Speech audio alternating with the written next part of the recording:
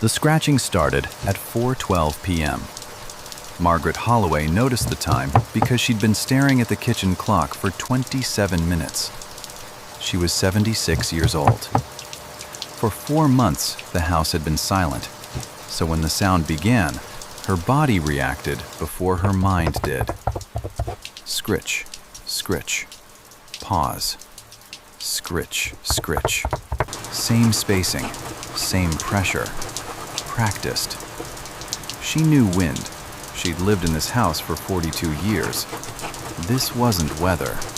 This was intent. Margaret stood up.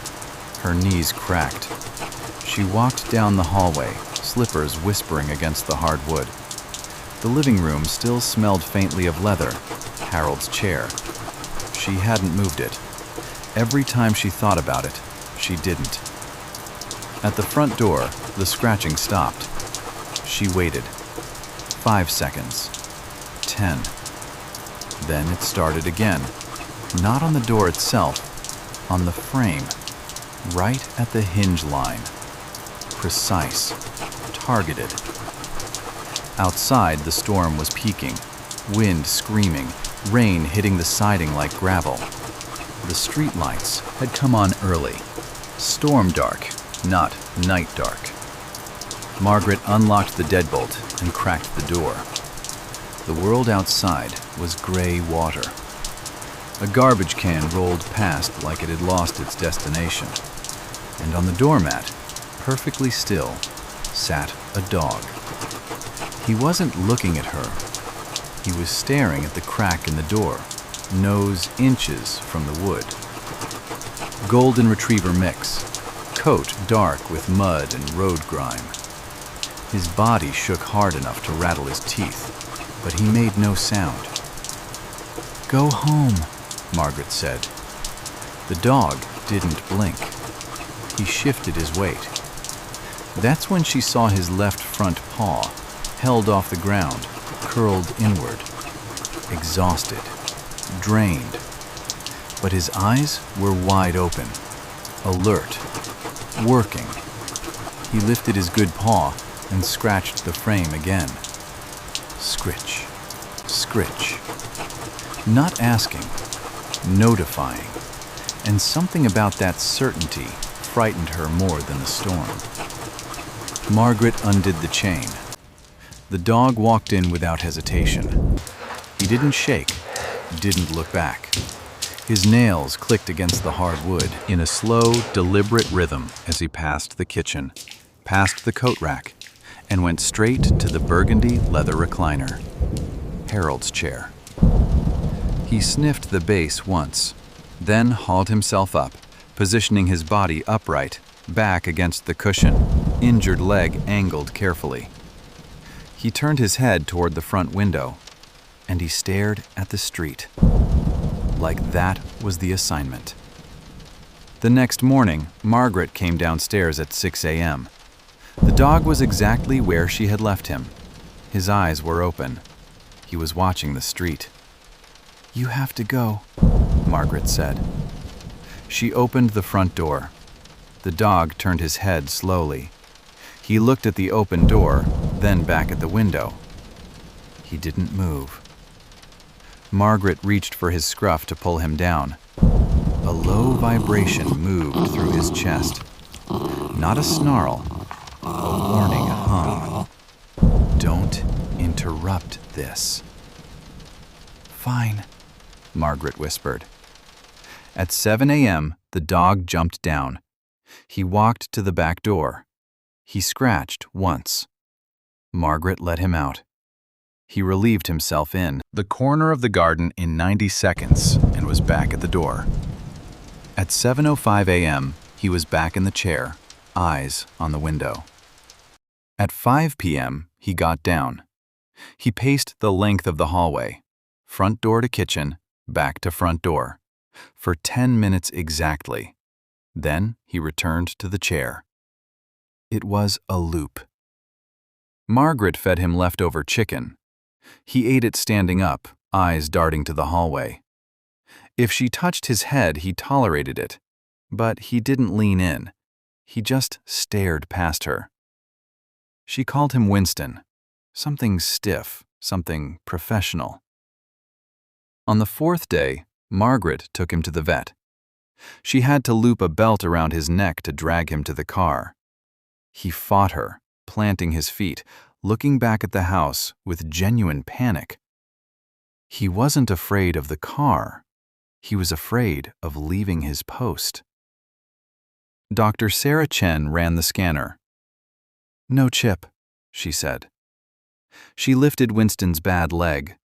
The dog went rigid, staring at the exam room door. "This is chronic," Dr. Chen said, feeling the joint. "Look at the pads, Margaret." The black pads on his paws were worn smooth in some places, raw and bleeding in others. "He's been walking on asphalt," Dr. Chen said. "For miles, maybe many miles. He's worn his own feet down to nothing." Margaret felt cold. "He just showed up at my house, in the storm." Dr. Chen listened to the dog's heart with her stethoscope. When she pulled it away, something in her expression had shifted. "His heart rate is dangerously high," she said. "He's not sleeping, Margaret. He thinks if he closes his eyes, he'll miss something." "Miss what?" Margaret asked. "Whatever he's hunting for." Margaret took him home. When she unlocked the front door, Winston didn't wait. He scrambled inside and ran to the living room. He checked the window. He checked the street. He checked the driveway like he was confirming nothing had changed. Only when his perimeter check was complete did he climb back into the chair. He let out a long exhale.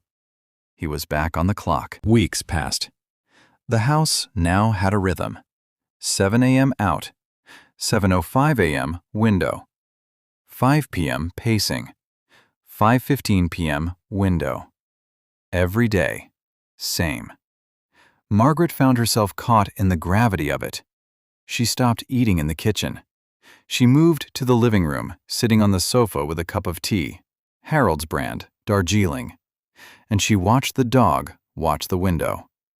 They were two mechanisms running in parallel. Jennifer came to visit on a Sunday, Margaret's daughter. She didn't step fully into the living room. She stopped in the doorway, keys still in her hand, like she might leave if the room matched what she'd heard on the phone. Her eyes went to the chair, then the dog, then the chair again. "So this is him," she said. Winston didn't look at her. Margaret set her teacup down, slowly. "He needs somewhere to stay." Jennifer let out a quiet breath. Not surprised, just exhausted. "You said he wouldn't move," she said. "I didn't think you meant Dad's chair." She stepped closer. Mud darkened the leather seam. Dog hair clung to the armrest. Jennifer crouched and snapped her fingers near Winston's ear. Nothing. She waved a hand in front of his face. Nothing. "He's not even registering me," she said. "Mom, this isn't normal." "He's watching." "That's not watching," Jennifer said. "That's fixation." She pulled out her phone. Not dramatic, automatic. "You told me he was injured. You didn't tell me he was like this." "Don't call anyone," Margaret said. Jennifer looked at her. "You don't get to decide that. He's hurt. He's not sleeping, and you're rearranging your life around his behavior." Margaret said nothing. "You're watching him instead of living," Jennifer continued. "You're not grieving. You're disappearing. And now you've found something that lets you disappear without being alone." Winston shifted. Leather creaked. His eyes stayed on the window. "If someone official sees this," Jennifer said, quieter now, "they won't see loyalty. They'll see neglect. Both of you." "He has a schedule," Margaret said. Jennifer stared at her. "That's your defense?" "No," Margaret said softly. "That's his." Silence pressed in. Jennifer's phone stayed in her hand. "If I make this call," she said, "you won't get him back." "I know. Then why are you letting this happen?" Margaret looked at the chair, the window, the empty street. "Because if he stops watching," she said, "there's nothing left in this house that needs me." Jennifer lowered the phone. "Not today," she said.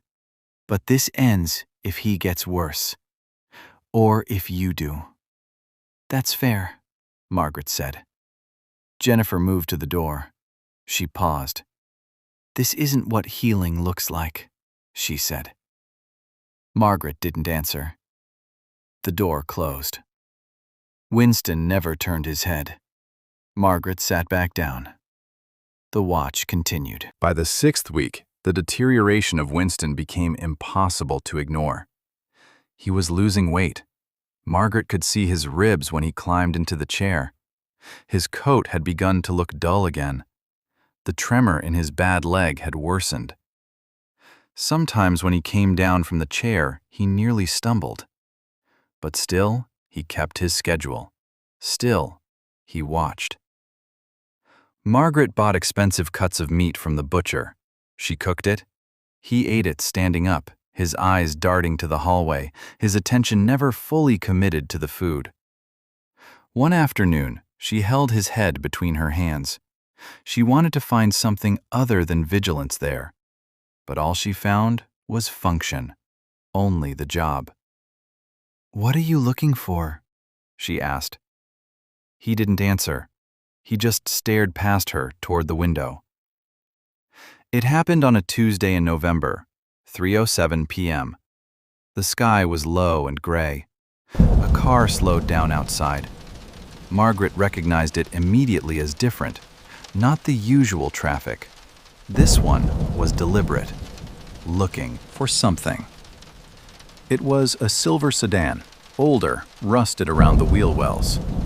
It pulled up to the curb and parked directly in front of the house. Winston stood up.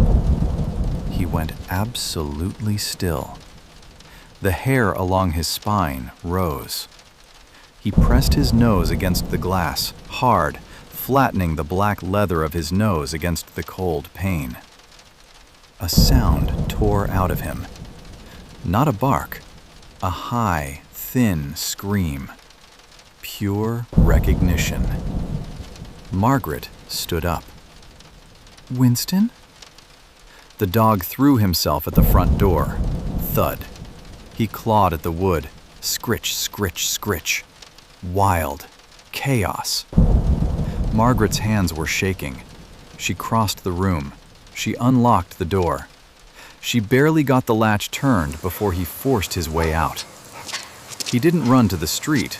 He went to the gate at the end of the walk and stopped. He stood there, barking, a rhythmic, demanding bark, calling, announcing. A man was getting out of the silver car, tall, thin, wearing a coat that wasn't warm enough. He was holding a piece of paper.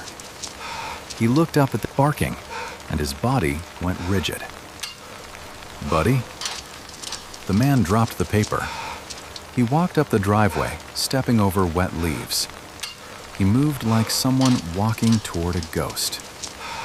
Winston didn't jump on him. He didn't lick his face.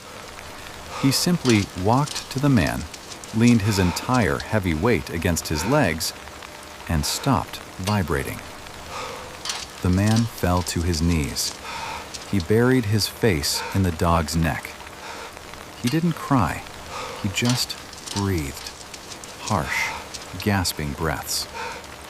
Margaret stood on the porch. "I thought you were dead," the man choked out.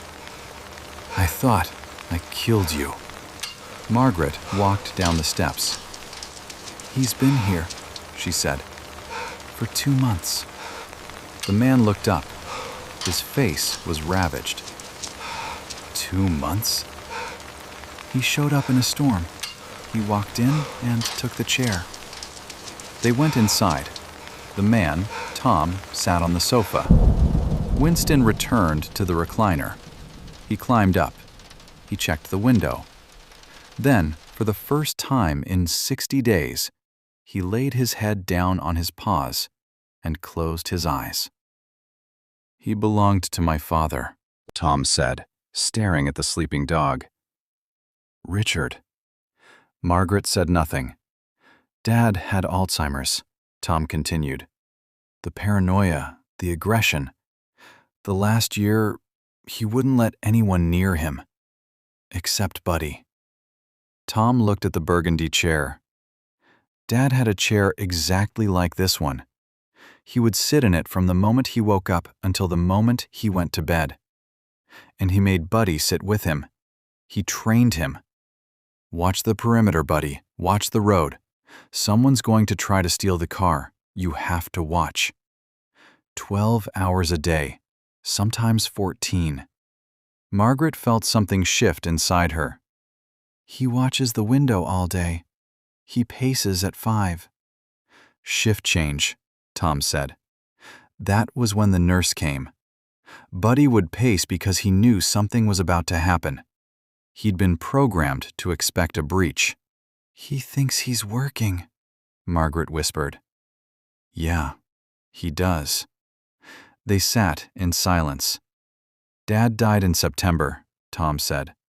He was sitting in that chair, watching his street, and his heart stopped. The paramedics came. They put him on a gurney and carried him out the front door. "I think Buddy saw them take him." Tom looked at his hands. They were shaking. "When I came back inside, Buddy was gone. The back gate was open. I've been looking for him every day. Every single day." Margaret understood immediately. "He went after the ambulance." "I've made flyers. I've called every shelter. I promised I would find him." Tom looked at the sleeping dog. "But he's not really here, is he?" Tom said. "He's still on that call. He's still waiting for Dad to come home." Margaret thought about the silence before Winston arrived. The 4 months of nothing. "No," she said. "He's not." Tom stood up. He walked over to the chair. "Come on, Buddy. Let's go home." Winston opened one eye. He looked at Tom. "Buddy, up." Winston let out a low rumble. He didn't lift his head. He pressed his body harder into the leather. "He won't come," Tom said. He sounded defeated. "He can't," Margaret said. "He's stuck in the loop." "I live in a studio apartment," Tom said. "3rd floor, no view of the street, no windows that look out on a driveway. If I take him home, he'll tear the door down. He needs to see the road." They stood in silence. "Leave him," Margaret said. Tom looked at her for a long moment. "You want him?" he said finally. "You understand what that means, right?" Margaret didn't answer. Tom gestured toward the chair. "He's not a pet. He's not confused. He's not waiting to be adopted.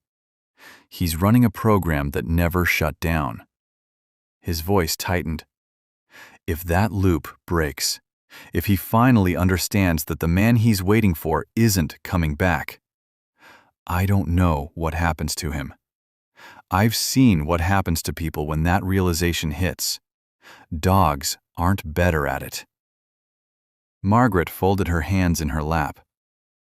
"So no," Tom continued. "This isn't kindness. This is containment." "Yes," Margaret said. Tom shook his head.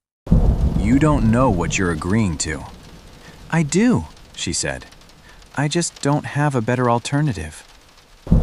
Silence stretched between them. Winston shifted in the chair, leather creaking softly, but his eyes never left the window. "I can take him," Tom said. though it sounded like he was trying to convince himself. I can try again. I'll move furniture. I'll leave the lights on. He stopped. His voice cracked. I already failed him once. Margaret looked at him then. You didn't fail him, she said. You just stopped being visible. Tom swallowed. If I leave him here, he said, this becomes his world. This window, this chair, this road. You understand that? Yes. And when he gets worse? Yes. And when he never stops watching? Margaret nodded. That part I understand very well. Tom rubbed his face with both hands. When he looked up, his eyes were wet, but his expression had hardened into something resigned. I don't want him thinking I disappeared, he said. I don't want him waiting for me, too. Margaret considered that. Then you shouldn't, she said. Tom hesitated. Can I come back? Margaret didn't answer right away. How often? She asked. Once, he said quickly, then corrected himself. Every week, same day, same time. I won't change it. She nodded. He needs continuity. Tom exhaled, a sound like something collapsing inward. Every week, he said. Every week, Margaret agreed. Tom stood, walked to the door, then stopped. He turned back once more, looking at the dog in the chair. Buddy, he said softly. Winston didn't move, didn't blink, didn't look away from the window. Tom opened the door and left. Margaret locked it behind him. She fastened the chain. Then she returned to the living room and sat down, facing the same street Winston was watching. Neither of them spoke. Neither of them expected anything to arrive. But the watching continued. The car was gone. The sidewalk was empty. Margaret sat on the sofa. She picked up her book. He's not coming back today, Winston, she said softly. The dog didn't look at her. He just stared at the gray road, at the amber streetlights, at the empty driveway where a silver sedan had briefly come to rest. Margaret turned the page. She didn't read it. She just sat there, in the quiet house, in the company of a dog who was no longer quite a dog. He watched the window where an ambulance had come to take his assignment away, and she waited with him.